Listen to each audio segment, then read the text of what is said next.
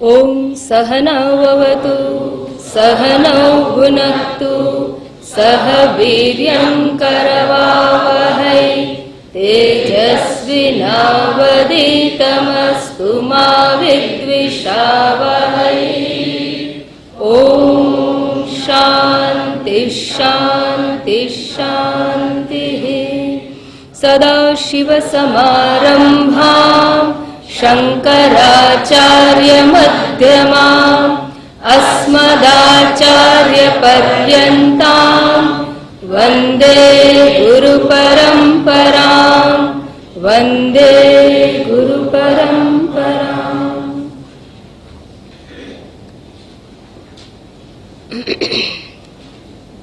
પ્રશ્ન છે, સ્વપ્નમાં ધડાકો થાય. જાનીભાઈ ક્યાં બેઠા છો? ડોક્ટર જાની. હા, સ્વપ્નમાં ધડાકો થાય તો જાગૃતિમાં આવી જઈએ છીએ, તેવી રીતે જાગૃતિમાં ધડાકો થાય તો શું તુરિયામાં આવી જાય? એનો અર્થ એવો થયો, આ પ્રશ્નનો અર્થ કે ધડાકાથી આત્મજ્ઞાન થાય અને કોઈ શાસ્ત્રમાં ધડાકાથી આત્મજ્ઞાનની વાતનો ઉલ્લેખ નથી. હા, એટલે આ તમારા પ્રશ્નનો જવાબ આવી જાય છે કે જો ખરેખર ધડાકાથી થતો તો આપણે તો બધા આમ માણસો ચમકાવતા જ રહીએ, પણ એવું ધડાકાથી કે ચમકાવાથી નહીં. વસ્તુ સિદ્ધિર વિચારેણ. આત્મજ્ઞાન છે એ વિચાર માત્રથી જ થાય. અજ્ઞાનનું આવરણ નાશ તો માત્ર ને માત્ર શ્રવણ દ્વારા પ્રાપ્ત થાય છે, એ સિવાય નહીં. આત્મજ્ઞાન કેવી રીતે થાય એનો પ્રશ્ન જ પૂછવામાં આવ્યો છે યાજ્ઞવલ્ક્યજીને, અને એમણે પોતાની પ્રિય પત્ની મૈત્રેયીને કહ્યું, આત્માવા અરે દ્રષ્ટવ્ય, શ્રોતવ્ય, મંતવ્ય, નિધિધ્યાસિતવ્ય. નથી તો કૃષ્ણ ભગવાને ધડાકા કર્યા, નથી ઋષિ મુનિઓએ ધડાકા કર્યા. બરાબર? એટલે તુરિયામાં ના આવી જવાય. જાગ્રત સ્વપ્નનો વ્યવહાર કરી શકતો નથી તો પછી તુરિયામાં સ્થિતિમાં રહેલો જાગૃતિનો વ્યવહાર ના જ કરી શકે. તુરિયાસ અવસ્થા એ ખરેખર કોઈ અવસ્થા નથી. એ અવસ્થા કોઈ અવસ્થા નથી. આ તો કેવું છે કે પડદો કદાપી ચિત્રના મકાનમાં જઈ ના શકે તો ચિત્રનું મકાન પડદામાં કેવી રીતે જાય? આ એના જેવું છે ભાઈ. તુરિયાવસ્થા એ પડદા જેવું છે અને જાગ્રત સ્વપ્ન એ ઉપર ચિત્રણ કરેલા ચિત્ર જેવું છે. ચિત્રદીપની અંદર આપણે આ વાત બહુ વિસ્તારથી સમજી ગયા. એટલે એટલા માટે જ એવું કે છે, જ્ઞાનીના હૃદયને જ્ઞાની જ જાણે. જ્ઞાનીના હૃદયને જો મૂળ જાણી શકે તો તેજોબિંદુ ઉપનિષદમાં શું કહું, અને અષ્ટાવક્ર ગીતામાં સ્વામીજીએ સમજાવ્યું છે કે જ્યાં જ્ઞાનીના હૃદયને જો અજ્ઞાની જાણી શકે તો જગત સત્ય છે એવું સમજવું. એનો અર્થ એ કે અશક્ય જ છે, અને તમે જ્ઞાનીની સ્થિતિને ઓળખવા માટેના પ્રયત્નો કર્યા છે એટલે પ્રશ્નો ઉઠ્યા છે. આખું પ્લેટફોર્મ જ જુદું છે. પારમાર્થિક દશા એ આખી દશા જુદી છે. એ કોઈ અવસ્થા નથી જાગ્રત સ્વપ્ન સુષુપ્તિ જેવું. એમાં વિશ્વ તૈજસ અને પ્રાજ્ઞ રહેલો છે. એમાં કોઈ વિશ્વ તૈજસ પ્રાજ્ઞ નથી, પરબ્રહ્મ છે. તુરીય દશા એટલે બ્રહ્મી સ્થિતિ, બ્રહ્મ તત્વ માત્ર છે. તુરિયાને અવસ્થા કહેવી તર્કશુદ્ધ છે? બિલકુલ નહીં. તમારા પ્રશ્ન આવી જ રહ્યો છે. તે અવસ્થા ત્રણેય અવસ્થામાં રહેલા હું ની દ્યોતક છે, તેને અવસ્થા કેમ કહેવાય? તે અવસ્થા નથી, તે સ્થિતિ છે તેમ કહેવું યુક્તિ બરાબર છે, યુક્તિયુક્ત જ છે. એ અવસ્થા નથી જ, હું પણ એ જ કહું છું. એ અવસ્થા છે જ નહીં, એ કોઈ દશા નથી. પણ ઉપદેશાદયમ બાદ માંડુક્ય કારીગરે કહ્યું કે સમજાવવું કેવી રીતે? શબ્દની મર્યાદા, વાચાતીત કહ્યો છે એને. એટલે સમજાવવા માટે શબ્દનો પ્રયોગ કરવામાં આવે. પણ દશા નથી એમ કહીને એમ કહું છું કે પરમાર્થ દશા છે, આ બ્રહ્મી દશા છે, અને છતાં એ કોઈ દશા કે અવસ્થા નથી. એ કોઈ એક વિશેષ પ્રકારની સ્થિતિ નથી, એવું છે. એટલે શબ્દો બોલી અને શબ્દોને પાછા ખેંચીને આ જ ટીચિંગ મેથડ છે, બીજી કોઈ રીત નથી. એટલે નેતિ નેતિ દ્વારા કહેવામાં આવ્યું. નેતિ નેતિ શબ્દ શું કહે છે કે કહીને પછી કે છે આવું નહીં, કહીને પછી કે છે આવું નહીં. આત્મા એક છે એવું કહેવામાં, પછી કે છે એકે નથી ને અનેકે નથી. આત્મા અદ્વિતીય છે, પછી કે છે દ્વૈત નથી ને અદ્વિતીય નથી. કેમ? કારણ કે કોઈ પ્રકારે એને વર્ણવી શકાય એમ જ નથી, અવર્ણનીય છે. તો પછી એક કેમ કહ્યું? તો કે અનેકતાના સાપેક્ષમાં પહેલા એને એક કહેવામાં આવે અને એના ઉપર મન કેન્દ્રિત થાય, ભટકતું મન બંધ થાય, પછી એ એક છે, એ એક અને અનેકથી પર છે, સાપેક્ષતાથી દૂર છે, એ સમજાવવામાં આવે. એટલા માટે જ કહ્યું છે કે એનો અભ્યાસ ગુરુ પાસે જઈ અને શ્રવણ કરીને કરવું પડે, કારણ કે એ માત્ર વિચાર દ્વારા સમજાય તેવું નથી. એ અહંકાર શું છે, છાંદોગ્ય ઉપનિષદ ભણો તો જ આ વધારે સ્પષ્ટતા થશે. બાકી એક પ્રશ્ન જવાબ હું આપીશ, તમને બીજા ઉઠશે, બીજો આપીશ અને ત્રીજો ઉઠશે. કારણ કે જ્યાં સુધી તમે એને ત્યાં પહોંચી ના જાઓ, તમે સમજી ના જાઓ, ત્યાં સુધી પ્રશ્નોની જાળ તમને છોડે એવી નથી. અને આ બધા પ્રશ્નો એવા હોય છે કે આપણી ઊંઘ આરામ કરી નાખે. જેમ એક નાનકડો પ્રશ્ન હોય, ગણિતનો દાખલો હોય અને જપવા ના દે, એવું આ છે. એટલે જ્યાં સુધી તમે એને એ નિરંકુશા તૃપ્તિમાં ને સમજો નહીં, અપરોક્ષ જ્ઞાનની પ્રાપ્તિ ન થાય, ત્યાં સુધી આવા પ્રશ્નો રહેવાના, પણ કરતા રહેવાના. આમ કરતા કરતા કરતા તમારું મન એ તત્વના વિચારમાં પરોવાતું જાય અને એમ ચિત્ત શુદ્ધ થતું જાય. ચિત્તની શુદ્ધિ પણ જોઈએ આમાં, એકલી બુદ્ધિ નહીં, વૈરાગ્યયુક્ત મન જોઈએ. ત્યાગ અને વૈરાગ્યયુક્ત મન અને સ્પષ્ટ સમજ શાસ્ત્રોની, એ બે જોઈએ, તો જ આ આત્મજ્ઞાન શું છે એ સમજાય. અને પ્રશ્નો તમારા યથાર્થ છે, આવા પ્રશ્નો જ કરતા રહેવાથી જ આ બતાવે છે અંદરની મનોદશા, એક તાલાવેલી, એક વિવળતા. પણ એ વિચારોમાં આગળ વધતા રહેવાથી અને શાસ્ત્રને છોડવાનું નહીં, શાસ્ત્રને સમજતા સમજતા સમજતા વિચાર કરતા કરતા એ વસ્તુને સ્પષ્ટતા પ્રાપ્ત થઈ જશે. અને ખરેખર હું કહું કે આ ગ્રંથની અંદર ખૂબ સરસ એનું વિશ્લેષણ થઈ રહ્યું છે, આવશે. જેમ જેમ તમે આ તૃપ્તિ પ્રકરણ ભણશો એમ તૃપ્તિદીપ પ્રકરણની અંદર આ બધી ક્લેરિટી આવતી જશે કે જ્ઞાન શું છે, આપણે ક્યાં છીએ અને જ્ઞાન શું છે એની સ્પષ્ટતા આવતી જશે. આપણે જ્યાંથી અટક્યા છીએ ત્યાંથી આગળ વધીએ. શ્લોક નંબર 40. બ્રહ્મણ્યારોપિતત્વેન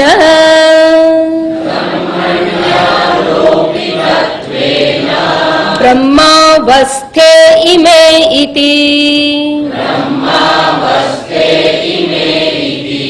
ન શંકનીયં સર્વાસાં બ્રહ્મણ્યેવાધિરોપણાત.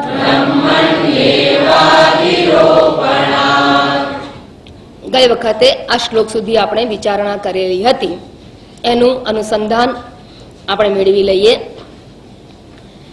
કે ચિત્તની અવસ્થાઓ 7 છે. ચિત્ત એટલે ચિદાભાસ, જીવની 7 અવસ્થાઓ છે એવું પૂર્વે કહેવામાં આવેલું હતું અને એને સમજાવવાનો પ્રયત્ન થઈ રહેલો હતો. આ જીવની ચિદાભાસની 7 અવસ્થાઓ કઈ કઈ કહેવાય છે યાદ છે? સૌથી પહેલી અજ્ઞાન, બીજી જોયા વગર બોલજો જરા અજ્ઞાન, પછી આવરણ, પછી ત્રીજી વિક્ષેપ, ચોથી પરોક્ષ જ્ઞાન, પાંચમી અપરોક્ષ જ્ઞાન, છઠ્ઠી શોક નિવૃત્તિ અને સાતમી તૃપ્તિદીપ તૃપ્તિદીપ ને નિરંકુશા તૃપ્તિ. આ 7 અવસ્થાઓ એ જીવની છે એ વાત વિદ્યારણ્ય સ્વામીએ કહી દેવામાં આવી. અને એ વખતે એક પ્રશ્ન ઉઠાવવામાં આવ્યો કે આ 7 અવસ્થાઓ જીવની છે કે બ્રહ્મની છે? કેમ આવો પ્રશ્ન ઉઠ્યો? કારણ કે જ્યારે જીવની આ 7 અવસ્થાઓ સમજાવવાનો પ્રયત્ન વિદ્યારણ્ય સ્વામીએ કર્યો ત્યારે એમણે અજ્ઞાન અને આવરણ અવસ્થા સમજાવી. પછી ત્રીજી અવસ્થા જે વિક્ષેપ અવસ્થા સમજાવવાનો પ્રયત્ન કર્યો ત્યારે કહ્યું કે વિક્ષેપ અવસ્થાની અંદર શું શું આવે છે? તો કે છે 2 શરીર, 2 શરીર એટલે સૂક્ષ્મ શરીર, સ્થૂળ શરીર, એમાં કર્તા ભોગતા રૂપી સંસાર આવી ગયો, અને ચિદાભાસ એટલે બંને શરીર અને ચિદાભાસ એ વિક્ષેપ અવસ્થાના છે. જ્યારે વિક્ષેપ અવસ્થામાં આ 3 વસ્તુ છે એવું કહેવામાં આવ્યું ત્યારે પ્રશ્ન પૂર્વ પક્ષે એ કર્યો કે ભાઈ તમે જો ત્રીજી અવસ્થાની અંદર ચિદાભાસને લાવો છો તો પહેલી બે અવસ્થામાં ચિદાભાસ તો હોતો નથી. પહેલી બે અવસ્થાઓ છે અજ્ઞાન દશા છે, અને ઘોર અજ્ઞાન દશાની અંદર ચિદાભાસ નથી. આવરણ દશા છે, એમાં પણ ચિદાભાસ નથી. તો પછી ચિદાભાસ એટલે જીવાત્મા, અને જીવાત્માની જો 7 અવસ્થાઓ કહેતા હો તો પહેલી બે અવસ્થામાં ચિદાભાસ નથી, માટે 7 અવસ્થાઓ ચિદાભાસની હોઈ શકે નહીં. તો કોની હોય? તો રહ્યું કોણ? તો કે અજ્ઞાન અવસ્થાની અંદર બીજું કઈ નથી, ત્યારે બ્રહ્મ તત્વ છે, પરમાત્મા તત્વ છે. એટલે પહેલી બે જે અવસ્થાઓ છે એ બ્રહ્મની અવસ્થા છે, ચિદાભાસની નહીં. અને ત્રીજી અવસ્થા ચિદાભાસ આવે છે, એટલે ત્રીજી અવસ્થા પછી ચિદાભાસની અવસ્થાઓ તમે કહો કે જીવની અવસ્થાઓ કહો તો ચાલે, પણ પહેલી બે અવસ્થાઓ તો બ્રહ્મની છે, એટલે કે ચિત્ત ચૈતન્યની છે. આવો પ્રશ્ન ઉઠાવવામાં આવેલો હતો. હવે જ્યારે આ પ્રશ્ન ઉઠાવ્યો કે ચિત્તની છે કે ચિદાભાસની છે, તો એનો ઉત્તર આપવામાં આવેલો હતો કે ભાઈ બ્રહ્મ છે એ અધિષ્ઠાન છે, અને અધિષ્ઠાન હોવાથી બધું જ બ્રહ્મમાં કલ્પિત છે. એટલે બધી જ અવસ્થાઓ બ્રહ્મમાં કલ્પિત છે, અને માટે એ દ્રષ્ટિકોણથી બધી જ અવસ્થાઓ બ્રહ્મની કહી શકાય. એટલે બ્રહ્મ શું છે? તો કે સામાન્ય આશ્રય છે, સામાન્ય અધિષ્ઠાન છે. તો સામાન્ય આશ્રય હોવાના લીધે એ દ્રષ્ટિકોણથી બધી અવસ્થાને તમે ચિત્તની કે ચૈતન્યની કહો તો વાંધો નથી.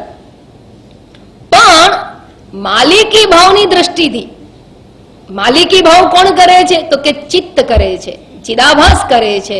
અને માટે માલિકી ભાવની દ્રષ્ટિથી બંને અવસ્થા, પૂર્વની બંને અવસ્થા અને બાકીની બધી અવસ્થાઓ પણ ચિદાભાસની જ છે.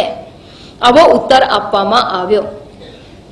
એમાં એક દ્રષ્ટાંત મેં આપેલું હતું કે સામાન્ય આશ્રય એટલે કેવું કે આમ જોવા જઈએ તો કોઈ પણ માણસ વિદેશથી આવે અને ગેટવે ઓફ ઇન્ડિયા જુએ તો શું કહે છે? આ ઇન્ડિયા આવી ગયું.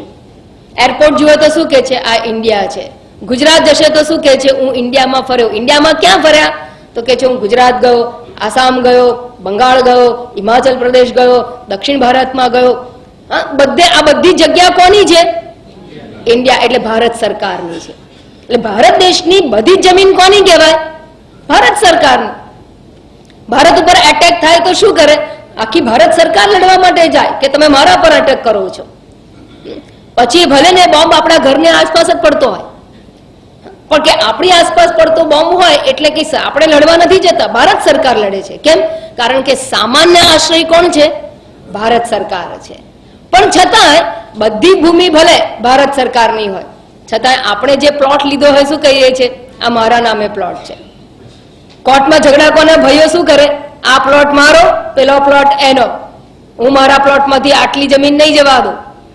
કેમ? એ દરેક જણા શું કે છે? મારો પ્લોટ છે, મારો પ્લોટ. હવે પ્રશ્ન એ જાગે કે એ પ્લોટ છે ભારત સરકારનો છે કે રમણલાલનો છે? હા હા, બંનેનો કહેવાય. એમાં વાદ વિવાદની જરૂરત નથી, એમાં સમજની જરૂર છે. પણ આ બધા વિષયો ઉપર ખૂબ ચર્ચાઓ છે, બ્રહ્મસૂત્રમાં પણ ચર્ચાઓ છે. તો કોનો કહેવાય? કે બંનેની કહી શકાય. પણ કઈ રીતે બંનેની કહેવાય? બંનેને ક્લેમ કેવી રીતે કરો છો? તો કે છે કે એક સામાન્ય આશ્રય છે, પૂરે ભારત સરકાર છે એ સામાન્ય આશ્રય છે. તો રમણલાલ એને પૈસા આપીને પોતે ખરીદી છે, માટે એનું ઓન પેપર નામ બોલે છે. અર્થાત ઓન પેપર એટલે માલિકી ભાવ, મમત્વથી એ જમીન કે પ્લોટ છે એ રમણલાલનો કહેવાય. પણ સામાન્ય આશ્રય દરેકના પ્લોટનો સામાન્ય આશ્રય ભારત સરકાર કહેવાય. અને બધા અલગ અલગ પ્લોટના અલગ અલગ લોકોને, એટલે એને વિશેષ આશ્રય કહેવામાં આવે. બસ એ જ પ્રમાણે આ 7 અવસ્થાઓ છે, એ અવસ્થાઓનો સામાન્ય આશ્રય અધિષ્ઠાન એ બ્રહ્મ કે ચૈતન્ય છે. પણ અભિમાનપણાથી, તાદાત્મ્ય અભિમાનપણાથી વિશેષ આશ્રય એ જીવ બને છે. એટલે વિશેષ આશ્રય, અભિમાની સ્વરૂપ આશ્રય એ ચિદાભાસ છે, અને બાકી 7 અવસ્થાનો સામાન્ય આશ્રય છે એ બ્રહ્મ કે ચૈતન્ય છે. આવો જવાબ આપવામાં આવ્યો.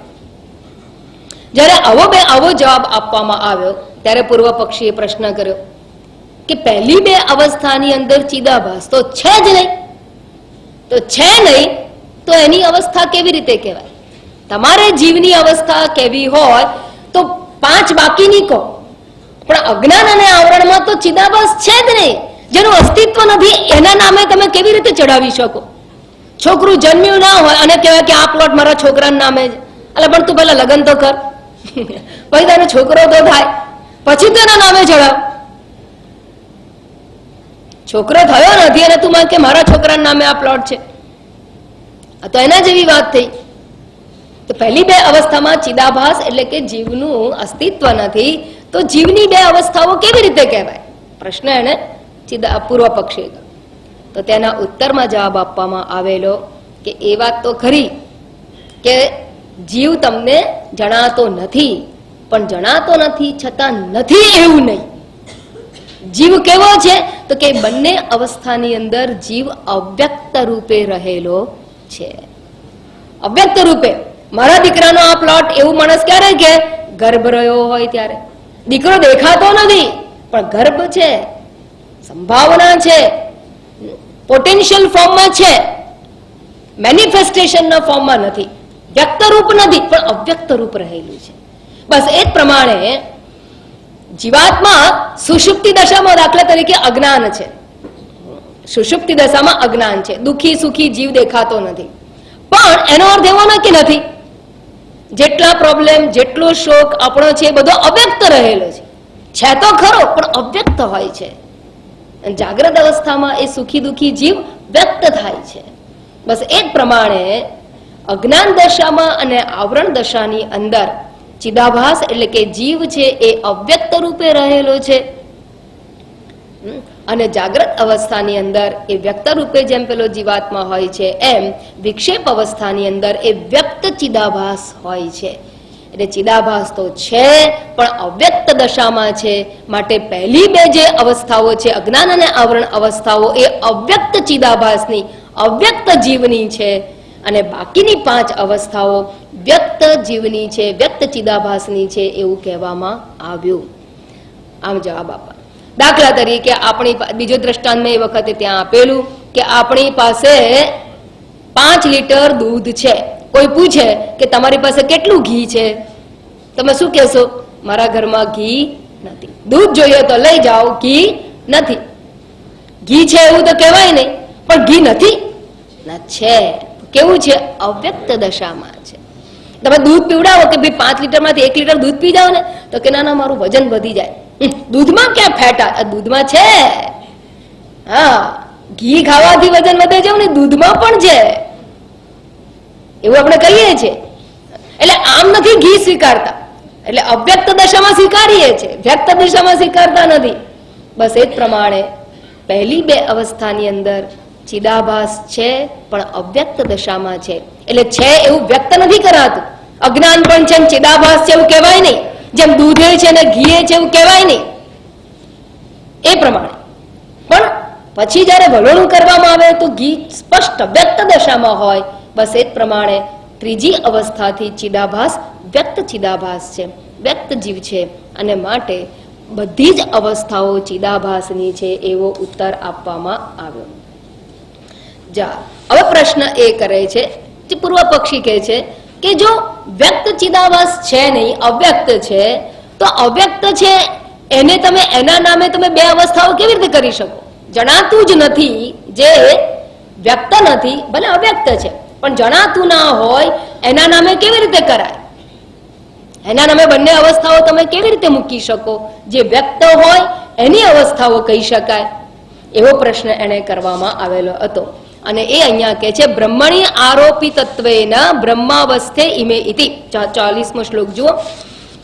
બ્રહ્મણી આરોપિતત્વેના ઇમે બ્રહ્મ અવસ્થે, ઇમે અવસ્થે, ઇમે દ્વિવચન એટલે બંને અવસ્થાઓ. કઈ બંને? અજ્ઞાન અવસ્થા અને આવરણ અવસ્થા. ઇમે ધ્વો અવસ્થા, અવસ્થે, અવસ્થે દ્વિવચન. ઇમે અવસ્થે બ્રહ્મ, બ્રહ્મણ અર્થાત બ્રહ્મણી, બ્રહ્મની આ બંને અવસ્થાઓ છે. આ સિદ્ધાંતી અને પૂર્વ પક્ષીને સિદ્ધાંતી જવાબ આપે છે કે આ બંને અવસ્થાઓ બ્રહ્મની છે. શા માટે? તો પૂર્વ પક્ષે કહ્યું હતું બ્રહ્મમાં કલ્પિત છે, આરોપિત છે. અજ્ઞાન અવસ્થા પણ બ્રહ્મમાં કલ્પિત છે, બધી જ અને આવરણ અવસ્થા પણ બ્રહ્મમાં કલ્પિત છે, બધાનું અધિષ્ઠાન બ્રહ્મ છે. અને માટે આ બંને અવસ્થાઓ બ્રહ્મની છે એવું પૂર્વ પક્ષી કહે છે. તો કે છે ઇતિ ન શંકનીયમ. શ્લોક જોતા જજો. ઇમે બ્રહ્મણ અવસ્થે, આ બંને ઇમે અવસ્થે કઈ અને અજ્ઞાન અને આવરણ એ બે અવસ્થાની વાત ચાલે છે પૂર્વાપર સંબંધ પ્રમાણે, એ સમજી લેવાનું. આ બંને અવસ્થાઓ બ્રહ્મની છે. શા માટે? કથમ, કેવી રીતે? તો કે બ્રહ્મણી આરોપિત તત્વેન, હેતુ બતાવે છે. બ્રહ્મમાં આરોપિત હોવાથી, બ્રહ્મમાં કલ્પાયેલી હોવાથી. ઇતિ, આ પ્રમાણે જો તું કહેતો હોય તો ન શંકનીયમ, સિદ્ધાંતી કે છે હવે તો આવી શંકા ના કરીશ, આવા વિચારો ના કરીશ. શંકા એટલે અહીંયા વિચારના અર્થમાં, આ વિચારો ના કરીશ તું, આવી વિચારણા કરવા યોગ્ય નથી. શા માટે નહીં? શા માટે નહીં વિચારવાનું? તો એનો ઉત્તર આપતા કહે છે સર્વાસામ બ્રહ્મણી એવ અધિરોપણાત. એવું જો તારે કેવું હોય તો બધી સાથે સાત અવસ્થાઓ કોને કલ્પાઈ છે? બ્રહ્મણી એવ. સાતે અવસ્થાઓ બ્રહ્મમાં કલ્પાઈ છે તો સાતે સાત અવસ્થાઓ બ્રહ્મની કહેવાય. અને એમાં અમે ક્યાં ના પાડીએ? અમે તમને સમજાવી દીધું આગળ કે સામાન્ય અધિષ્ઠાન તો બધાનું જ બ્રહ્મ છે. બે અવસ્થાને નહીં, સાત અવસ્થા નહીં, આખું જગત બ્રહ્મમાં કલ્પાયું છે, બધું જ બ્રહ્મમાં કલ્પિત છે. એટલે અમને એ સ્વીકારવામાં વાંધો નથી. અને એ પ્રશ્ન જ અહીંયા નથી, કારણ કે બધું જ બ્રહ્મમાં કલ્પિત છે. પણ બધું બ્રહ્મમાં કલ્પિત હોય એટલે બ્રહ્મની આ બંને અવસ્થાઓ છે એવું કહેવાય નહીં.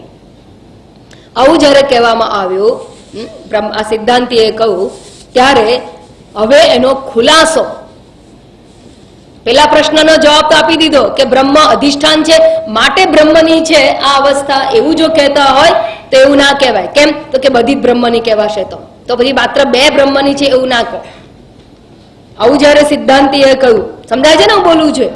આવું જયારે સિદ્ધાંતિએ કહ્યું ત્યારે હવે પૂર્વ પક્ષી છે એ એનો ખુલાસો આપે છે કે શા માટે હું બે જ અવસ્થાને બ્રહ્મની કહું છું, બાકીની પાંચ જીવની કહું છું. પૂર્વ પક્ષીને એવું કહેવું છે કે પહેલી બે અવસ્થા છે એ જ માત્ર બ્રહ્મની છે, બાકીની પાંચ છે એ જીવની છે. સિદ્ધાંતિને શું સિદ્ધ કરવું છે? સાતે સાત જીવની છે, બ્રહ્મની અવસ્થાઓ હોય જ નહીં. બ્રહ્મ તો નિર્વિકાર છે અને માટે એની કોઈ અવસ્થાઓ જ હોય નહીં. એટલે એને સિદ્ધાંતિને સ્પષ્ટ કરવું છે. અને પૂર્વ પક્ષી કહે છે કે પૂર્વે બે અવસ્થાની અંદર જીવ જેવું કઈ છે નહીં, ચિદાભાસ છે નહીં, માટે એ જીવની કહેવાય જ નહીં. માટે એ બ્રહ્મની જ છે અને પાંચ બાકીની છે એ જીવ, પાંચ બાકીની જીવની છે, આગળની બે બ્રહ્મની છે. સમજાઈ ગયું ને? અને ઉત્તરમાં એમ કહું પહેલા તો કે અધિષ્ઠાન છે ને બ્રહ્મ, એટલે પહેલી બે અવસ્થાઓ બ્રહ્મની કહેવાય. તો સિદ્ધાંતિ શું કહે છે? તો બધાનું અધિષ્ઠાન બ્રહ્મ છે, તો બધી જ બ્રહ્મની કોને? તો કે ના, પહેલી બે બ્રહ્મની, પછી બે જીવની. તો કે તો બધી જ કહેવાશે. એટલે તારો આ જે તર્ક છે એ અમને માન્ય નથી. એટલે હવે પૂર્વ પક્ષી બીજો તર્ક આપીને સ્પષ્ટ કે સિદ્ધ કરવા માંગે છે કે શા માટે હું પહેલી બે બ્રહ્મની કહું છું અને બાકીની પાંચ જીવની કહું છું. હવે એના માટે શ્લોક નંબર 41. પ્રશ્ન સમજાય છે ને? આમાં શું છે કે પૂર્વ પક્ષી સિદ્ધાંતી એવી સ્પષ્ટતા ગ્રંથમાં નથી, એટલા માટે યુ નીડ ટીચર. નહીં તો આમાં એમાં જ ગૂંચવાઈ જવાય. તો શ્લોક નંબર 41 જોઈએ. સંસાર્યહમ વિબુદ્ધોહમ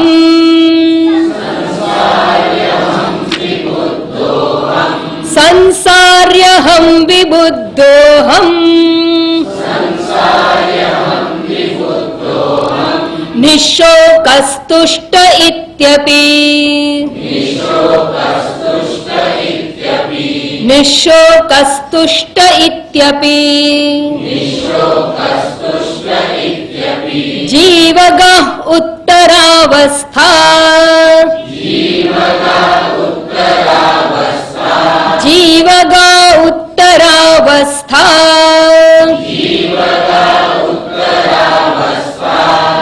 ભ્રાંતિ ન બ્રહ્મ ગાયદી, ભાંતિ ન બ્રહ્મ ગાયદી, સંસાર્યહમ વિબુદ્ધોહમ નિશોકસ્તુષ્ટ ઇત્યપિ.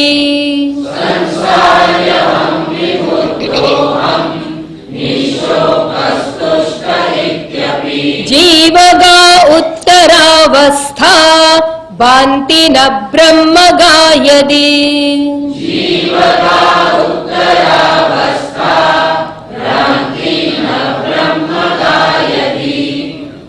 હવે અહીંયા કરેક્શન છે. ભ્રાંતિ શબ્દ જે છે ને એની જગ્યાએ ભાંતિ કરવાનું, એટલે જે ભ્રાંતિ છે ને સુધારો, ભ્રા ને બદલે ભા, ભા ભાંતિ.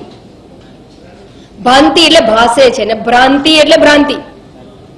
એ ભ્રાંતિ કાઢી નાખો, ભાંતિ કરી નાખો.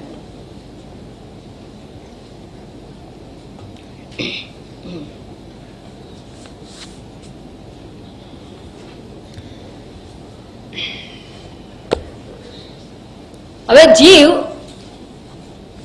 જીવની 5 અવસ્થા શા માટે છે અને પહેલી 2 બ્રહ્મની શા માટે છે એનો ઉત્તર આપતા કહે છે સંસારી અહમ વિબુદ્ધોહમ નિશોકોહમ તુષ્ટોહમ. આ પ્રમાણે બાકીની જે 5 અવસ્થા છે એ આ પ્રમાણે જીવાત્મા એનું અભિમાન કરે છે. જીવગાહ ઉત્તરાવસ્થા, ઉત્તરાવસ્થા એટલે પછીની અવસ્થાઓ. કઈ પછીની? અજ્ઞાન અને આવરણ પછીની. એટલે પહેલી 2 પછીની જે અવસ્થાઓ છે એ જીવગાહ, જીવગત છે. જીવગાહ ભાંતિ એટલે જીવની અંદર ભાસે છે. ન બ્રહ્મગાહ, પણ બ્રહ્મમાં ભાસતી નથી. બરાબર, બસ ત્યાં કોમા કરી દો, ત્યાં આટલું. એ કહે છે, હવે શું કહે છે પૂર્વ પક્ષી? કે છે કે પાછળની 5 હું એટલા માટે જીવની કહું છું કારણ કે પાછળની 5 અવસ્થાને જીવ પોતાની જીવ જ પોતે કહે છે કે મારી છે. એ ક્લેમ કરે છે, એ તાદાત્મ્ય અભિમાન કરે છે, એનું અભિમાન રહેલું છે અને અભિમાનથી પોતે જ કહે છે કે આ બધી મારી અવસ્થાઓ છે. પણ પહેલી 2 અવસ્થાઓ માટે એ જીવની નથી, એ બ્રહ્મની છે. પણ પાછળની અવસ્થાઓમાં જીવ અભિમાન કરે છે અને માટે એ જીવની અવસ્થાઓ છે એવું હું કહું છું. ઉત્તર આપે છે. કયો તર્ક આપે છે? અભિમાનને કારણે. કે છે વિબુદ્ધો કેવી રીતે અભિમાન કરે છે જીવાત્મા? તો કે છે જો ત્રીજી અવસ્થા એટલે વિક્ષેપ અવસ્થા. વિક્ષેપ અવસ્થામાં જીવાત્મા શું કે છે? હું સંસારી છું. અહમ સંસારી અહમ, પહેલો શબ્દ હું સંસારી છું. સંસારી કોને કહેવાય? કર્તૃત્વ અને ભોક્તૃત્વ એને સંસાર કહેવાય. સંસારી કોણ? કર્તા અને ભોક્તાનું અભિમાન કરનારો અહંકાર છે એ સંસારી છે. સંસારી કેવી રીતે બનાય છે? હું કરું છું, હું ભોગવું છું, આવું જે કે એ સંસારી કહેવાય. કર્તૃત્વ અને ભોક્તૃત્વને સંસારી કહેવાય. કર્તા ભાવ ભોગતા ભાવ એટલે જ સંસાર. અને કર્તા ભાવ અને ભોગતા ભાવનું અભિમાન કરનારો જે છે એ સંસારી છે. એ જીવાત્મા સંસારી છે. અને વિક્ષેપ દશાની અંદર કર્તા ભોગતા ભાવ છે. સૂક્ષ્મ શરીર છે, સ્થૂળ શરીર છે અને સ્થૂળ સૂક્ષ્મ શરીર સાથેના તાદાત્મ્ય અભિમાનને લીધે પેલો અહંકાર હું કરતા છું, હું ભોગતા છું. આંખ રૂપી ઇન્દ્રિય જુએ છે ને આપણે શું કહીએ છીએ? હું જોઉં છું. વાણી બોલે છે, આપણે શું કહીએ છીએ? હું બોલું છું. પગ ચાલે છે, કહીએ છીએ હું ચાલું છું. શરીરની ઉંમર વધે છે ને આપણે કહીએ છીએ કે હું વૃદ્ધ છું.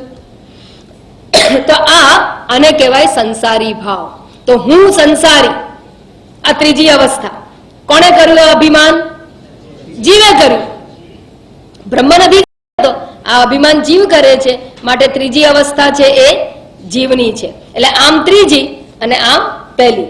પછી ચોથી અવસ્થા કઈ છે? પરોક્ષ જ્ઞાન. તો વિબુદ્ધોહમ. અમે બધા શાસ્ત્ર ભણી લીધા, અમે કેટલા વખતથી જઈએ છીએ. અમે ફલાણા આશ્રમમાં જઈએ, અમે ઢીકણા આશ્રમમાં જઈએ, અમે આ નિયમિત ક્લાસ ભરે, અમે આ ક્લાસ ભરે. અમને બધું ખબર છે. શું ખબર છે? ભગવદ્ ગીતા જાણીએ છીએ, વિવેક ચોડામણી જાણીએ છીએ, પંચદશી એ જાણીએ છીએ, બ્રહ્મસૂત્ર એ જાણીએ છીએ, માંડુક્ય ઉપનિષદ ને કેન ઉપનિષદ, આ બધું અમે ભણીએ છીએ. આ શું કહેવાય? પરોક્ષ જ્ઞાન શું કહ્યું છે ઉપનિષદમાં? ઉપનિષદમાં એવું કહ્યું છે બ્રહ્મ છે, તું બ્રહ્મ છે. અને બ્રહ્મ કેવો છે? અદ્રશ્યમ, અગોત્રમ, અગ્રાહ્યમ, અપાણીપાદમ, અચક્ષુશ્રોત્રમ. આવો છે. ઇન્દ્રિય વગરનો છે, નાક કાન વગરનો છે, હાથ પગ વગરનો છે, દેખાતો નથી, અગ્રાહ્યમ, પકડાય એવો નથી, કોઈના હાથમાં આવે એવો નથી. આવી રીતે બ્રહ્મનું વર્ણન કરેલું છે. તો આ શું છે? બ્રહ્મ વિશેનું પરોક્ષ જ્ઞાન. પરોક્ષ જ્ઞાન કોણ કહે છે કે મને જ્ઞાન છે? જીવાત્મા કહે છે. બ્રહ્મ અસ્તિ, બ્રહ્મ છે, જગતનું અધિષ્ઠાન છે, આ બ્રહ્મ છે. અને સર્વના અંતર્યામી રૂપે એ બ્રહ્મ જ રહેલું છે.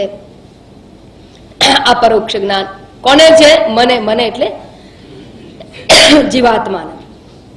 એ વિબુદ્ધ અવસ્થા જે છે ને એ બે પ્રકારના છે. એટલે બોધ બે પ્રકારના થાય છે. એક પરોક્ષ જ્ઞાનનું પણ બોધ થાય શરૂઆતની અંદર, અને હવે તમે બધા પાકા થઈ ગયા. બ્રહ્મ કોણ છે? અહમ બ્રહ્માસ્મિ. પહેલા જ્ઞાન થયું બ્રહ્મ અસ્તિ. પહેલા તો બ્રહ્મ જેવું કઈ છે જ નહીં. આ દુનિયા ને આપણું જીવન, આપણે આપણું કરીને જીવન એવું માનીને કોઈ ઈશ્વર તત્વ, બ્રહ્મ તત્વને કોઈ સ્વીકારતું નહોતું. પછી જેમ જેમ શાસ્ત્રોનો પરિચય થાય એટલે ના ના ના તત્વ છે, જગતનું અધિષ્ઠાન છે. અને એમ બ્રહ્મ અસ્તિ, બ્રહ્મ અસ્તિ એવું જે સ્વીકાર કરે એને પરોક્ષ જ્ઞાન કહેવાય. અને પછી બીજું કોઈ નથી, એ બ્રહ્મ હું જ છું, અવસ્થાત્રય સાક્ષી. હું ત્રણ શરીરમાં બેસીને વિચારું છું માટે મને જગત સત્ય લાગે છે. હું ત્રણ શરીર સાથેની વાત તાદાત્મ્ય કરી અને હું વિચારું છું માટે મને હું શરીર રૂપે જણાવું છું કે જીવ રૂપે જણાવું છું. ખરેખર તો હું બ્રહ્મ જ છું. કયો બ્રહ્મ હું? જાગ્રત સ્વપ્ન સુષુપ્તિષુ સ્ફુટતરા યા સંવિદુજૃંભતે યા બ્રહ્માદિપિપીલિકાંત તનુષુ પ્રોતા જગત સાક્ષિણી સૈવાહમ ન ચ દ્રશ્ય વસ્ત્વિતિ દ્રઢા પ્રજ્ઞાપી યસ્યાસ્તિ ચેત. હા, આપણે છેલ્લી લાઈનની જરૂર નથી, પણ આ પ્રજ્ઞા કઈ? એ તત્વ હું છું, એ બ્રહ્મ હું છું. જે ચૈતન્ય સર્વની અંદર, કીડીથી માંડીને બ્રહ્માજી પર્યંત સર્વની અંદર જે ચેતના રહેલી છે, અને ત્રણેય અવસ્થાની અંદર જે હું રૂપે સ્ફુરિત થઈ રહેલી ચૈતન્ય છે, એ ચૈતન્ય સર્વસાક્ષી ચૈતન્ય હું છું. અને એ જે જ્ઞાન થાય એને અપરોક્ષ જ્ઞાનવાન કહેવાય. આ જ્ઞાન, અપરોક્ષ જ્ઞાન કોને થાય છે? જીવને થાય છે. એટલે અપરોક્ષ જ્ઞાનની અવસ્થા પણ કોની છે? જીવની. અજ્ઞાન કોનું હતું? જીવનું. તો જ્ઞાન કોને થવાનું? જીવનું. તો આ સમજ કોને પ્રાપ્ત થાય છે? જેને નહોતી એને, એ જીવની. એટલે આ બીજી અવસ્થા, ત્રીજી અવસ્થા પણ જીવની છે. પહેલી અવસ્થા વિક્ષેપ અવસ્થા એટલે સંસારી અહમ અવસ્થા. બીજી અને ત્રીજી એટલે પરોક્ષ જ્ઞાન અવસ્થા અને અપરોક્ષ જ્ઞાન અવસ્થા, એ પણ કોની છે? જીવની છે. અને કેવી રીતે તમે જીવની કહો છો? તો પૂર્વ પક્ષી કહે છે કે અભિમાન કરે વિબુદ્ધોહમ, વિબુદ્ધોહમ, શાંતોહમ, શિવોહમ, વિબુદ્ધોહમ, પરોક્ષ જ્ઞાનવાન અહમ, અપરોક્ષ જ્ઞાનવાન અહમ. આવું અભિમાન, તાદાત્મ્ય અભિમાન એ જીવ કરે છે. માટે એ બે અવસ્થા પણ જીવની છે. એટલે વિબુદ્ધો અહમમાં બે આવી, સંસારી અહમમાં એક, એટલે એક ને બે ત્રણ. પછી ચોથી અવસ્થા કઈ છે? તો કે નિશોક અહમ, હું શોક મુક્ત છું. શોક મુક્ત છું. કેમ? રાગ દ્વેષ મુક્ત છું માટે હું શોક મુક્ત છું. નિરુપાધિક સ્વરૂપ છું માટે હું શોક મુક્ત છું. ઉપાધિ તાદાત્મ્યમાં શોક આવે, રાગ દ્વેષ હોય ત્યાં શોક આવે. જ્યાં ઉપાધિ તાદાત્મ્ય નથી, રાગ દ્વેષ નથી, ત્યાં શોક નથી. અને એવું મારું સ્વરૂપ હું જાણી ગઈ છું. અને એવું અસંગ સ્વરૂપ જાણવાને લીધે શોક નિવૃત્તિ. તો દુઃખ નિવૃત્તિની નું ક્લેમ પણ કોણ કરે છે? આનંદોહમ, આનંદોહમ કોણ કરે છે? જીવાત્મા. એ હું એટલે જીવાત્મા. એટલે એ અવસ્થા પણ જીવની છે. અને છેલ્લે તુષ્ટોહમ, શાંતોહમ, તુષ્ટોહમ, પરિપૂર્ણોહમ, પરિપૂર્ણ આપ્તકામોહમ. આ પણ કોણ કે છે? જીવ. તુષ્ટ કોણ થાય છે? જીવ. જે પહેલા અજ્ઞાનમાં સંતપ્ત હતો એ જ હવે તુષ્ટ થાય છે. એટલે એ પણ જીવની અવસ્થા છે. તો પૂર્વ પક્ષી કહે છે સિદ્ધાંતીને કે આ પૂર્વ પક્ષી કહે છે કે આ સંસારી હું, એટલે હું કરતા છું એ હું, પછી મને પરોક્ષ જ્ઞાન છે પણ હજી મારે અપરોક્ષ જ્ઞાન મને થયું નથી. બરાબર? એ કોણ કહે છે? જીવ. પછી અપરોક્ષ જ્ઞાન થાય તો બસ હું કૃતાર્થો હમ, અપરોક્ષ જ્ઞાન થઈ ગયું. એ પણ કોણ કહે છે? જીવાત્મા. અને કૃતાર્થ થયા પછી નિશોકોહમ, શોક મુક્ત સ્વરૂપ આનંદોહમ, એ પણ જીવાત્મા કહે છે. અને તુષ્ટોહમ પરિપૂર્ણોહમ, એ પણ જીવાત્મા કહે છે. આમ 7 અવસ્થાઓ અને 5 અવસ્થાઓ જીવની છે, કારણ કે જીવ અભિમાન કરે છે મારું. જેમ પેલા રમણલાલે અભિમાન કર્યું કે જમીન મારી, અભિમાનથી જ એની થઈ, બાકી જમીન પર તો કઈ લખ્યું નથી હોતું.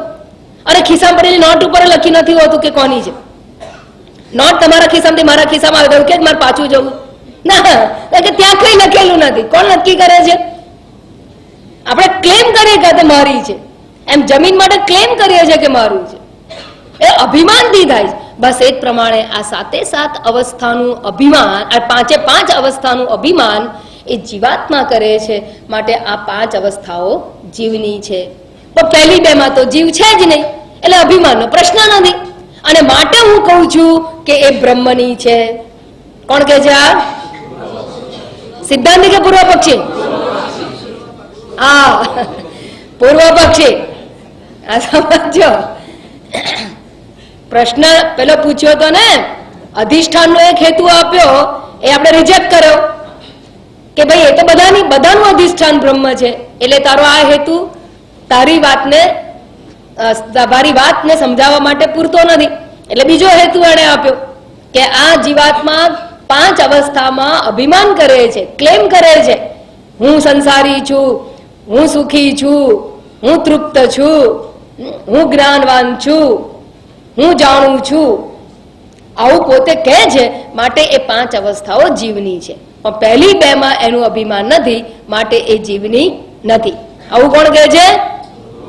હા, પૂર્વ પક્ષી. તો જીવગાહા ઉત્તરાવસ્થા, ઉત્તરા એટલે પછીની 5. જીવગાહા ભાંતિ એટલે જીવગત જણાય છે. ભલે આમ સ્પષ્ટ કહેવામાં આવે પણ જણાય છે, જીવની જણાય છે. ભલે કોઈ એવું કહેવા નથી આવતું કે મને બ્રહ્મજ્ઞાન થઈ ગયું, પણ પોતે તો અંદર જાણે છે ને. તો કોણ જાણે છે? આ જીવ. એટલે જીવની કહેવાય. જીવગાહા ભાંતિ ન બ્રહ્મગાહા, પણ એ બ્રહ્મની નથી. એટલે પછીની 5 અવસ્થાઓ બ્રહ્મની નથી. કેમ? કારણ કે એમાં બ્રહ્મ ક્લેમ કરતું નથી કે મારી છે. બ્રહ્મ નથી કહેતું કે હું સંસારી છું, બ્રહ્મ નથી કહેતું કે હું જ્ઞાનવાન છું, બ્રહ્મ નથી કહેતું કે હું આનંદોહમ. એ જીવાત્મા કહે છે. માટે પાછીની 5 અવસ્થાઓ જીવની છે, બ્રહ્મની નથી. છેલ્લો શબ્દ છે ને યદી. યદી કહીને પૂર્વ પક્ષીની વાત સિદ્ધાંતી મૂકે છે. જો તું આવું કહેતો હોય તો. હવે સમજી ગયા? જો તું આવું કહેતો હોય હે પૂર્વ પક્ષી, જો તું એવું કહેતો હોય કે અભિમાન કરવાને લીધે પછીની 5 અવસ્થાઓ, કઈ 5 અવસ્થાઓ? હું સંસારી, હું વિબુદ્ધ, વિબુદ્ધમાં બંને આવી ગઈ. હું વિબુદ્ધ, હું નિશોક એટલે આનંદોહમ સુખી હું, અને હું તૃપ્ત છું, પૂર્ણ છું. આવું જો અભિમાન કરવાને લીધે પછીની 5 અવસ્થાઓ જીવની છે અને બ્રહ્મની નથી, એવું જો તું કહેતો હોય તો હવે સિદ્ધાંતી કહે છે તો તું મારી વાત સાંભળ. સમજાય? મારી વાત સાંભળ એટલે શું? શ્લોક નંબર 42. હવે સિદ્ધાંતી એને જવાબ આપે છે. તર્હગ્નોહમ બ્રહ્મ સત્વ,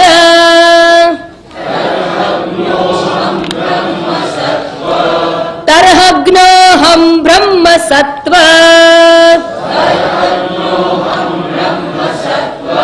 ભાને મદ્દૃષ્ટિતો નહીં,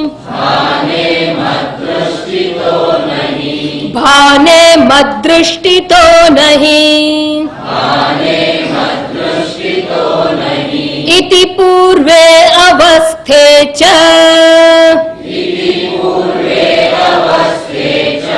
ઇતિ પૂર્વે અવસ્થે ચ, ભાસે તે જીવગે ખલુ, ભાસે તે જીવગે ખલુ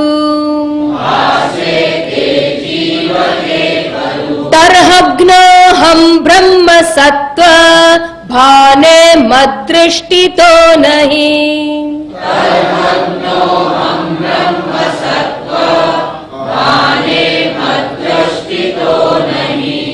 ઇતિ પૂર્વે અવસ્થે ચ ભાસે તે જીવગે ખલુ.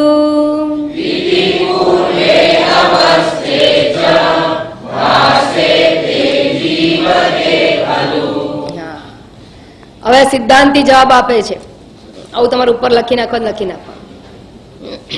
સિદ્ધાંતી કહે છે તરહી. તરહી એટલે તો પછી. અલ્યા સાંભળ બરાબર. 5 અવસ્થાનું અભિમાન જીવ કરે છે તો પહેલી 2 અવસ્થાનું અભિમાન બ્રહ્મ કરે છે, એટલે તો બ્રહ્મ નહીં કહે છે. બ્રહ્મ કહે છે કે હું અજ્ઞાની છું. બ્રહ્મ તો જ્ઞાન સ્વરૂપ છે. સૂર્ય કહે છે કે હું અંધારો છું, મારામાં અંધારું છે, એવું સૂર્ય ના કે. બસ એ પ્રમાણે બ્રહ્મ તો જ્ઞાન સ્વરૂપ છે. અજ્ઞાની હું અજ્ઞાની છું એવું કોણ કહે છે? જીવ કહે છે. અજ્ઞાનીનું અભિમાન પણ જીવ જ કરે છે. એટલે જો અભિમાનપણાના દૃષ્ટિકોણથી કહેતો હોય તો એ 7 અવસ્થા કોની છે? જીવની છે. એટલે કે તરહી તો પછી અગ્નોહમ. તો અજ્ઞાની એટલે પહેલી અવસ્થા, અજ્ઞાન અવસ્થા એટલે પ્રથમ અવસ્થા, એનું અભિમાન કોણે કર્યું? જીવે. અને બીજી અવસ્થા એટલે આવરણ અવસ્થા. આવરણ અવસ્થા કોને કહેવામાં આવે છે? આવરણ અવસ્થા કોને કહેવામાં આવે? બરાબર છે, બોલો બોલો, ખબર હોય તો બોલો. ખાલી આપણે ક્લાસમાં જ સાંભળવાનું એવું નહીં, થોડી નોંધ કરી હોય તો જોવાનું ખરું કોવાર. અજ્ઞાન વ્યક્ત અજ્ઞાન, વ્યક્ત અજ્ઞાનને આવરણ અવસ્થા કહેવામાં આવી. બરાબર, પહેલી વાત આ. પણ એ વ્યક્ત અજ્ઞાન, અજ્ઞાનની અભિવ્યક્તિ કેવી રીતે છે? અભિવ્યક્ત અજ્ઞાનને આવરણ અવસ્થા કહેવામાં આવે છે. જરા બરાબર સમજો. આ બધી અવસ્થા એટલે કઈ પગથિયા નથી, આ એક મનોદશા છે. હા, એટલે આ બધી શબ્દોની માત્ર એક સમજ હોવી જોઈએ, એ તો ગૂંચવાઈ જવાય એવું. એક અવસ્થા જ છે. પહેલા તો શું, મેં પહેલા દ્રષ્ટાંત આપેલું. અજ્ઞાન અવસ્થામાં જેમ આપણા દાદીના દાદી, એને કોઈ કેવું યાદ રહી ગયું છે. રસોડું જલ્દી યાદ રહી જાય. દ્રષ્ટાંત એટલે રસોડાના આપવા સારા, આમ કહેવામાં મજા આવે અને યાદે જલ્દી. દાદીના દાદીએ કોઈ દિવસ એવું નથી કહ્યું મને પીઝા નથી આવડતા, પણ આવડતા હતા ના. તો કેવું કહેવાય? અવ્યક્ત અજ્ઞાન. અજ્ઞાન તો હતું, પણ કેવું? અવ્યક્ત અજ્ઞાન. પણ આ જમાનાના દાદીને પૂછો તો શું કહેશે? મને પીઝા આવડતા. દાદીના દાદી હોય, નસીબદાર જીવતા હોય તો શું કે મને પીઝા આવડતા નથી. આ શું કહેવાય? વ્યક્ત અજ્ઞાન. આવડે છે એ તો જ્ઞાન થઈ ગયું, અજ્ઞાન જતું રહ્યું. વ્યક્ત અજ્ઞાન. નથી આવડતું એને શું કહેવાય? વ્યક્ત અજ્ઞાન. પહેલા એ ક્લેમ નતા કરતા નથી આવડતું, એટલે વ્યક્ત નહોતું થતું. હવે વ્યક્ત થયું એટલે અજ્ઞાની હોવાનું ભાન થવું. કેવી રીતે ભાન થવું? અભિવ્યક્તિ. અભિવ્યક્તિ 2 પ્રકારે થાય છે. અજ્ઞાની હોવાની અભિવ્યક્તિ 2 પ્રકારે છે. કઈ કઈ? તો એક તો કે છે બ્રહ્મ નાસ્તિ, બ્રહ્મ જેવું કઈ છે જ નહીં. ભગવાન જેવું કઈ છે નહીં. કોઈ જોયા? પરમેશ્વર કોઈએ જોયો? ઈશ્વર કોઈએ જોયો? તો છે કરો છો. ભગવાન જેવું કઈ છે જ નહીં. એટલે પરમાત્મા છે જ નહીં, બ્રહ્મ છે જ નહીં, આને કહેવાય બ્રહ્મ નાસ્તિ. બરાબર. અને બીજું અજ્ઞાનની અભિવ્યક્તિ કઈ રીતે છે? તમે જો છે એવું કહેતા હો તો મને જણાવવું જોઈએ. ન ભાતી. હવે યાદ આવી ગયું? હા, અજ્ઞાનની અભિવ્યક્તિ 2 પ્રકારે. ન અસ્તિ ન ભાતી. ઈશ્વર નથી અને જણાતો નથી. મદ દ્રષ્ટિતઃ નાસ્તિ. મારી દ્રષ્ટિમાં જણાતો નથી, મને અનુભવાતો નથી એ પરમેશ્વર. મને અનુભવાવો તો જોઈએ કોઈ અવસ્થાની અંદર, ક્યારે દેખાવો તો જોઈએ. તો આ 2 પ્રકારે અજ્ઞાનની જે અભિવ્યક્તિ છે એને આવરણ દશા કહેવામાં આવે છે. ઈશ્વર નથી, ચૈતન્ય બ્રહ્મ નથી અને જણાતું નથી. ન અસ્તિ ન ભાતિ. એ વાત અહીંયા કહેવામાં આવી. બ્રહ્મ સત્વ અને ભાને. સત્વ અને ભાને દ્વિવચન છે. વનમ બને, સ્ત્રીલિંગ હોય તો પણ અવસ્થા પણ સ્ત્રીલિંગ છે એટલે બે. ઈમે, ઇમમ યમ ઈમે. તો ભાને, સત્વ ભાને, સત્વ એટલે અસ્તિત્વ, સત્તા, એટલે બ્રહ્મની સત્તા નથી. અને ભાને, ભાન એટલે જ્ઞાન, જાણ, ભાળ, જેને ગુજરાતી હોય ને ભાળ, ભાળ થવી. ભાળ થવી એટલે જાણવું, પ્રકાશવું, જાણવું, જણાવવું. આ બંને નથી. મત દ્રષ્ટિત નહીં બ્રહ્મ સત્વ ભાને, એટલે બ્રહ્મનું અસ્તિત્વ, સત્વમ, બ્રહ્મનું અસ્તિત્વ અને ભાનમ મારી દ્રષ્ટિએ નથી. આ બીજી અવસ્થા. કઈ અવસ્થા? આવરણ અવસ્થા. આનું અભિમાન કોણ કરે છે? જીવ જ કરે છે. એટલે બીજો જે તર્ક એને આપ્યો કે અભિમાનને લીધે પાછળની 5 અવસ્થા જીવની છે, તો પહેલી 2 અવસ્થાનું અભિમાન કરનારો કોણ છે? જીવ જ છે. એટલે કે છે ઇતિ પૂર્વે અવસ્થે ચ. આ પ્રમાણે પૂર્વે અવસ્થે, પૂર્વેની 2 અવસ્થાઓ દ્વિવચન છે પણ પૂર્વે 2 અવસ્થે, દ્વિઅવસ્થે, દ્વવ અવસ્થે. પહેલાની 2 અવસ્થાઓ કઈ? અજ્ઞાન અને આવરણ. ભાસે તે જીવગે, જીવગે ભાસે તે. એટલે પહેલાની 2 અવસ્થાઓ પણ જીવમાં જ ભાસે છે. એ કઈ બ્રહ્મમાં ભાસતી નથી.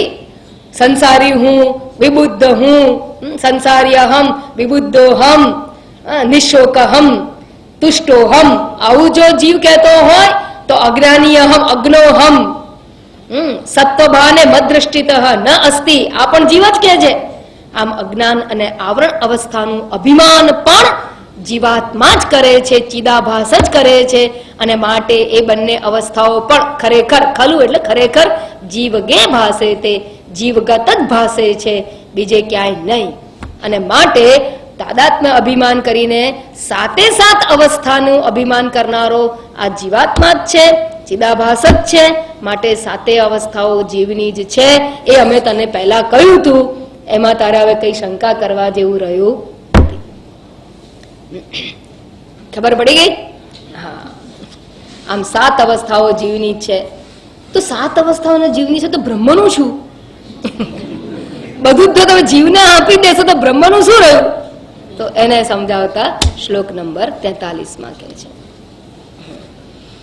જીવની જ છે એ 7 અવસ્થાઓ. અજ્ઞાન અવસ્થા પણ એનું એક જો દ્રષ્ટાંત જોવા જઈએ તો એ પણ સમજાય કે જાગ્રત દશામાં આવીને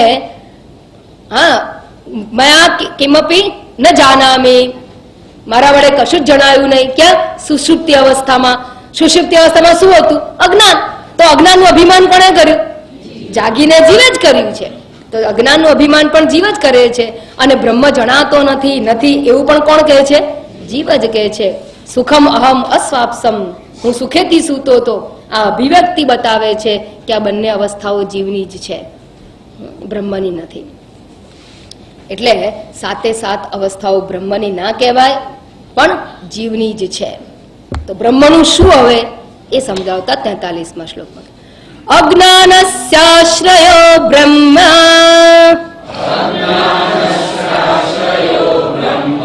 ઇત્યધિષ્ઠાનતયા જગુઃ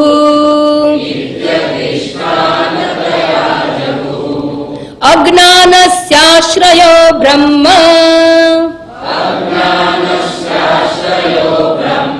ઇત્યધિષ્ઠાનતયા જગુઃ જીવાવસ્થાત્વમજ્ઞાન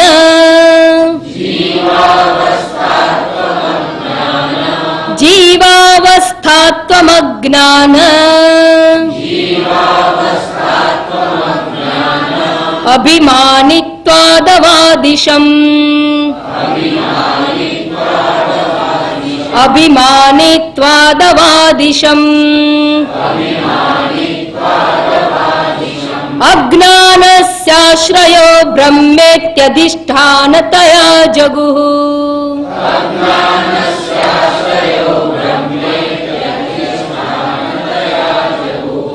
સમાસ એવું સંધિ છૂટી વિચિત્ર રીતે ના પડે એટલા માટે આપણે સાથે લઈએ તો છંદ તૂટતો નથી. અજ્ઞાનસ્યાશ્રયો બ્રહ્મેત્યધિષ્ઠાનતયા જગુઃ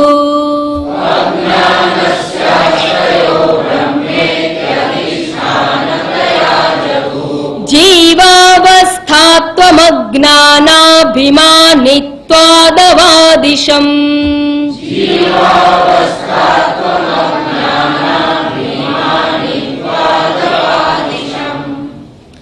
અજ્ઞાનસ્ય આશ્રયઃ બ્રહ્મ. હવે આ છે ને વેરી ઇમ્પોર્ટન્ટ અને વેરી ટેકનિકલ શ્લોક. આ મુદ્દા ઉપર તો અદ્વૈતવાદીઓની અંદર પણ ચર્ચા છે. અદ્વૈતવાદીઓનો પણ મત ડિફર થાય છે. હા, બે પ્રકારની પ્રક્રિયા બ્રહ્મસૂત્રોની અંદર છે, ભામતી પ્રક્રિયા અને એક છે વિવરણ પ્રક્રિયા. એ બંનેમાં પણ આ વિવાદ છે. અને એમાં આ પ્રશ્ન હતો કે આ પહેલી બે અવસ્થાઓ બિલોંગ્સ ટુ વોટ? બ્રહ્મામાં છે, બ્રહ્મની કહેવાય કે જીવની કહેવાય? એના ઉપર ત્યાં પણ ખૂબ ચર્ચા છે. એ ભામતી જે ભામતી તરીકે જે ટીકા લખાયેલી છે બ્રહ્મસૂત્ર ઉપર, ભામતી ટીકા, એની અંદર આની ખૂબ સરસ ચર્ચાઓ છે. એટલે આ બહુ મહત્વનો મુદ્દો છે કે કોની કહેવાય? જ્યારે ચિદાભાસ અભિવ્યક્ત નથી તો એ અવસ્થાઓ કોની કહેવાય? એટલે અહીંયા એનું સ્પષ્ટ સમજ આપેલી છે કે ભાઈ એ પ્રશ્નને સ્થાન જ નથી, યોગ્ય સમજની જરૂર છે. કયા દ્રષ્ટિકોણથી વાત કરો છો એના ઉપર કહેવાય, બંનેની કહેવાય. આપણે આગળ સમજી ગયા ને એ પ્રમાણે બંનેની કહેવાય. હા, તો એ વાત અહીંયા હવે વિદ્યારણ્ય સ્વામી સમજાવે છે અને ઝઘડો મિટાવે છે. એટલે આપણા મનની અંદર રહેલો ઝઘડો મિટાવે. અને ખરેખર તો આપણી ક્લેરિટી માટે જ આ બધા પ્રશ્નો ઉઠાવવામાં આવે. વિદ્વાનો પણ આ પૂર્વ પક્ષો ઉભા કરે છે એ આપણી ક્લેરિટી માટે, આપણને સ્પષ્ટ થાય. આટલી વિચારણા ના કરો તો આની સમજ સ્પષ્ટ ના થાય. સુષુપ્તિ અવસ્થા આપણે પહેલા પ્રકરણમાં સમજ્યા હોઈએ ત્યારે આ બધી સ્પષ્ટતા ના આવે. એ ધીરે ધીરે ધીરે અનફોલ્ડ થાય એટલે ક્લેરિટી આવે નહીં. તો અહીંયા કહે છે અજ્ઞાનસ્ય આશ્રયઃ બ્રહ્મ અધિષ્ઠાનતયા અજ્ઞાનસ્ય આશ્રયઃ, અજ્ઞાનના આશ્રયરૂપ અધિષ્ઠાનતયા બ્રહ્મ, અધિષ્ઠાન રૂપે બ્રહ્મ અજ્ઞાનનું આશ્રય છે. અજ્ઞાનસ્ય આશ્રયઃ બ્રહ્મ, અજ્ઞાનનું આશ્રય બ્રહ્મ છે. પણ કેવી રીતે? અધિષ્ઠાનતયા, આધાર હોવાથી. બ્રહ્મ તો બધાનો જ આધાર છે. એટલે અધિષ્ઠાનતયા અજ્ઞાનસ્ય આશ્રયઃ બ્રહ્મ ઇતિ જગુહુ, આ પ્રમાણે કહેવાયું છે. કોણ કહે છે? જગુ એટલે કહેવાયું છે. કહેવાયું છે એટલે પૂર્વાચાર્યોએ, પૂર્વના ઋષિ મુનિઓ, પૂર્વના આચાર્યોએ આ વાત કરેલી છે કે અધિષ્ઠાન રૂપે બ્રહ્મ છે એ જ આશ્રય છે. એટલે બ્રહ્મ છે એ અજ્ઞાનનું આશ્રય છે અધિષ્ઠાન દ્રષ્ટિથી. પણ જીવ અવસ્થાત્વમ અજ્ઞાન અભિમાનિત્વાદ અવાદિશમ, અજ્ઞાન અભિમાનિત્વાદ, પરંતુ અજ્ઞાનના અભિમાનના દ્રષ્ટિકોણથી, અજ્ઞાનનું અભિમાન કરનારો જે હોય એના દ્રષ્ટિકોણથી અજ્ઞાન અભિમાનિત્વાદ જીવ અવસ્થાત્વમ, આ અજ્ઞાન અવસ્થા એ જીવની છે. જીવ અવસ્થા, જીવની અવસ્થા અજ્ઞાન છે. જીવ અવસ્થાત્વમ અવાદિશમ, અવાદિશમ એટલે અમે પહેલા હવે કહી ચૂક્યા છે. જેમ ભારત સરકાર અને રમણલાલ ની જમીન, બસ એ પ્રમાણે બ્રહ્મ છે એ અધિષ્ઠાન રૂપે સાતે અવસ્થાનો આશ્રય કહેવાય છે. પણ એટલે બધી અવસ્થાઓ બ્રહ્મની કહેવાય કારણ કે બધું જ બ્રહ્મમાં કલ્પિત છે. પરંતુ અભિમાનના દ્રષ્ટિકોણથી અભિમાન કરનાર કોણ છે? જીવ છે. અજ્ઞાનનું પણ અભિમાન જીવ કરે છે અને જ્ઞાનનું અભિમાન પણ જીવ કરે છે. અજ્ઞાનનું અભિમાન જીવ કરે છે માટે તો જ્ઞાન માટે પ્રયત્ન કરે છે. પ્રયત્ન કરનારો કરતા પણ જીવ, એટલે ત્રીજી અવસ્થા પણ જીવની, પહેલી અવસ્થા પણ જીવની. તો અજ્ઞાન જેનું હોય એનું દૂર થાય. કોનું અજ્ઞાન? હું અજ્ઞાની એવું કહેનારો જીવાત્મા છે, પ્રયત્ન કરનારો જીવાત્મા છે, જ્ઞાન મેળવનારો જીવાત્મા છે. માટે અજ્ઞાન નિવૃત્તિ પણ જીવની થાય અને માટે એ વિશેષ આશ્રય કહેવાયેલો છે. એટલે સાતે અવસ્થાનો વિશેષ આશ્રય અભિમાનના દ્રષ્ટિકોણથી જીવાત્મા કહેવાય છે. અને માટે યાદ રાખજો કે એક માણસ છે એનું અજ્ઞાન દૂર થાય એટલે બધાનું થાય નહીં. હવે સમજી ગયા? કારણ કે વિશેષ આશ્રય છે, અજ્ઞાનનો વિશેષ આશ્રય છે. અને જે અજ્ઞાનનો આશ્રય હોય એ પ્રયત્ન કરે એટલે એનું અજ્ઞાન દૂર થાય, બધાનું થાય નહીં. કારણ કે ધારો કે મિસ્ટર એક્સ નું અજ્ઞાન દૂર થયું પણ મિસ્ટર વાય પોતાને અજ્ઞાની માને જ છે, એટલે એ પ્રયત્ન નહીં કરે ત્યાં સુધી એનું અજ્ઞાન પણ દૂર ના થાય. એટલે બ્રહ્મ ભલે એક હોય છતાં એક ના જાગવાથી બધા ના જાગે. સમજાયું? હા, તો જીવ છે એ અજ્ઞાન અને આવરણનો વિશેષ આશ્રય છે, જ્યારે બ્રહ્મ છે એ સામાન્ય આશ્રય છે. વિશેષ આશ્રય એટલે અભિમાનિત્વના દ્રષ્ટિકોણથી આશ્રય છે જીવાત્મા, સાતે અવસ્થાનો, અને બ્રહ્મ છે એ સામાન્ય દ્રષ્ટિકોણથી, અધિષ્ઠાનના દ્રષ્ટિકોણથી આશ્રય છે. એટલે એક અધિષ્ઠાન દ્રષ્ટિકોણથી આશ્રય છે, એક અભિમાનના દ્રષ્ટિકોણથી આશ્રય. ચૈતન્ય બ્રહ્મ છે એ અધિષ્ઠાનના દ્રષ્ટિકોણથી સાતે અવસ્થાનો આશ્રય છે, અને જીવ છે, ચિદાભાસ છે, એ અભિમાનના દ્રષ્ટિકોણથી સાતે અવસ્થાનો આશ્રય છે. બરાબર? આમ અહીંયા સમાધાન આપી દેવામાં આવ્યું. તો હવે 3 અવસ્થાઓ જે બંધનની કહેવાઈ હતી, હા, એની ચર્ચા અહીંયા પૂરી કરી. કારણ કે એમાં જે વિક્ષેપ અવસ્થાઓ આવી એમાં આ ચર્ચા ચાલેલી. હવે મુક્તિની જે 4 અવસ્થાઓ છે, પછીની અવસ્થાઓ, એની ચર્ચા હવે પછી સમજાવવામાં આવશે. નેક્સ્ટ ટાઈમ આપણે મળીશું ત્યારે. ઓમ પૂર્ણમદ પૂર્ણમિદં પૂર્ણાત પૂર્ણમુદચ્યતે પૂર્ણસ્ય પૂર્ણમાદાય પૂર્ણમેવાવશિષ્યતે. ઓમ શાંતિ શાંતિ શાંતિ. હરિ ઓમ. શ્રી ગુરુભ્યો નમઃ. હરિ ઓમ.